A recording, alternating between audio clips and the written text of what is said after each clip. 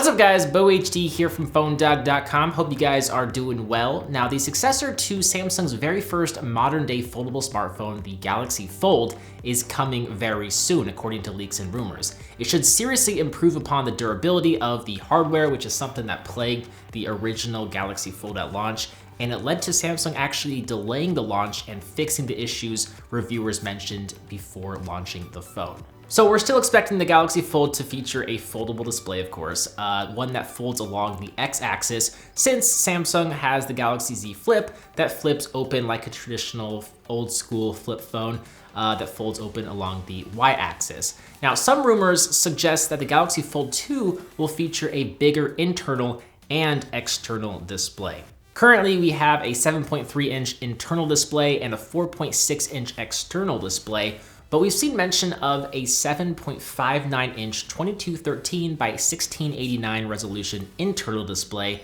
and an external display as big as 6.23 inches, which would significantly fill up the entire exterior of the phone, which would be awesome.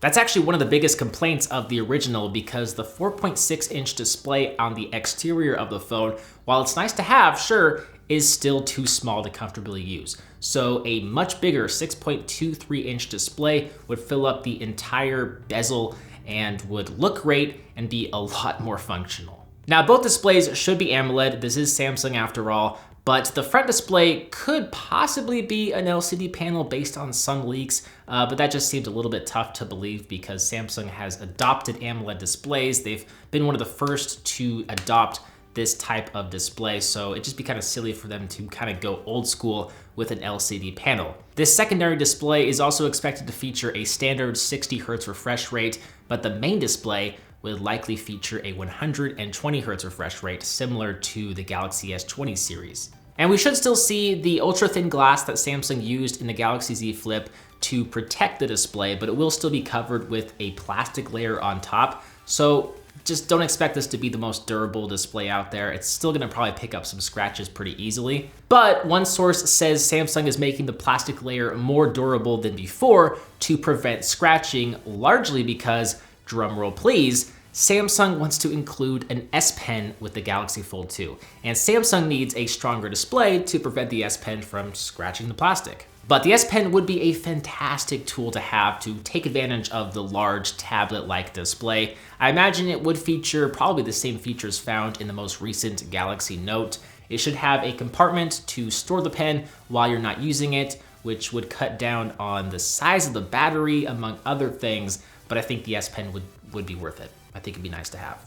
And what's also neat is Samsung is getting rid of that big notch, that big ugly notch on the inside of the phone that's up on the right-hand side, and they're installing a hole punch cutout for the cameras. And they're rumored to be doing this not only for the internal display, but the smaller external one as well. And speaking of the cameras, this phone should feature the same camera setup as the Galaxy S20 Plus, which is Samsung's most premium smartphone released earlier this year. It features a 12 megapixel main sensor, 12 megapixel ultra-wide sensor, and 64 megapixel telephoto sensor with a time of flight depth sensor. On the hardware front, we'd expect Samsung to use the latest Qualcomm Snapdragon 865 chipset with a whopping 12 gigabytes of RAM, since this is a very premium device, and also a large amount of storage, 512 gigabytes of internal storage, similar to the 2019 model.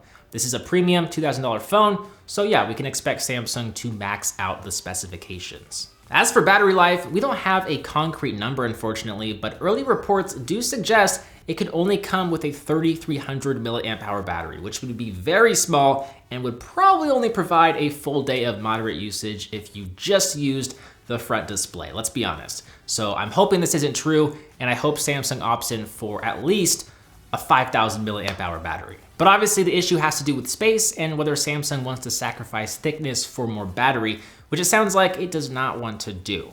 Now, if there's also space for an S Pen, it would make sense for the battery capacity to be reduced, but 3,300 milliamp hours is really not too big with the 5G chipset in there, lots of RAM, lots of just power draining features. That's not gonna provide for very much battery life. Now, is the S Pen worth the trade-off? Well, that's gonna be up to you. I would say yes and no. I think that an S Pen would be nice to have. Maybe if they included it as like a separate accessory you could buy, that could be an option. I don't know. I'm kind of split. I love the S Pen, but I also love battery life. And with that said, the Galaxy Fold 2 will have most of the bells and whistles like wireless charging and reverse wireless charging. It will have stereo speakers and a side-mounted fingerprint scanner. It's said to come in blue, silver, gold, pink, and black colors as well. It is said to launch in Q2 of 2020, but we've seen a July date specifically mentioned by some commentators. Obviously, with this whole pandemic situation, we could see this phone delayed longer. We just don't know, but I would mark your calendar, pencil in a launch for July. And as for the price, expect it to be costly. The Galaxy Z Flip, it launched at $1,380, and the original Galaxy Fold launched starting at $1,900, $1,980 to be exact. Now, I doubt Samsung will cross the $2,000 mark for the base model, but we should expect a pretty similar near $2,000 price. Hopefully they can knock a couple $100 off, bring the price down some more, but we'll see. With all the improvements that I mentioned, I just don't really see that happening, but it's a possibility. With that said, guys, are you excited for the Galaxy Fold 2? Is it too much money? Would you like to see some additional features not mentioned in this video? Let me know what you're thinking in a comment down below. As always, I'm BoHD from PhoneDog.com. Thanks for watching. I hope you enjoyed this video, and I'll see you right back here in the next one. See ya.